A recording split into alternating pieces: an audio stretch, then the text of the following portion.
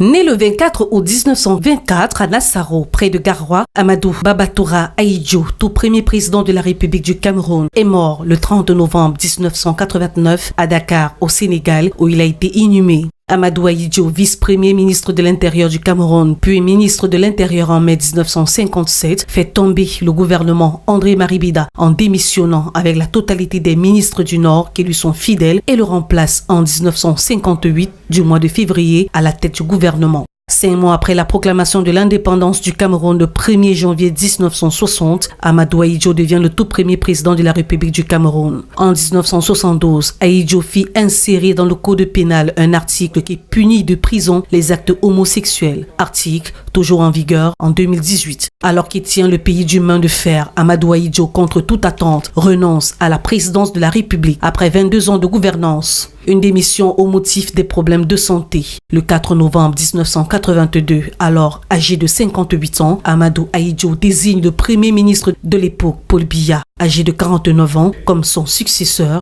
selon les dispositions constitutionnelles. Après une tentative de coup d'État avortée contre le gouvernement à laquelle il a toujours nié avoir participé le 6 avril 1984, il est accusé et condamné à mort l'année suivante par contumace. Cependant, vers la fin de cette année 1984, Amadou Ahidjo se confia à un responsable d'une banque américaine qu'il avait été manipulé par François Mitterrand et la médecine française en exagérant sur la gravité de sa maladie, ce qui l'avait conduit à céder le pouvoir alors qu'il était en assez bonne santé. Séjournant entre la France, l'Espagne et le Sénégal, Amadou Babatoura Ahidjo ne rentrera plus jamais au Cameroun et s'installe définitivement au Sénégal où il meurt le 30 novembre 1989. Voici 29 ans, jour pour jour, que le tout premier président du Cameroun a été inhumé à Dakar au Sénégal. Jusqu'ici, ses restes ne sont jamais retournés dans son pays natal, le Cameroun, alors que selon certaines sources, l'une de ses dernières volontés serait d'être inhumé dans le cerveau familial aménagé à Nassaro, son village natal, où reposent sa mère, son épouse et bien d'autres membres de sa famille certainement.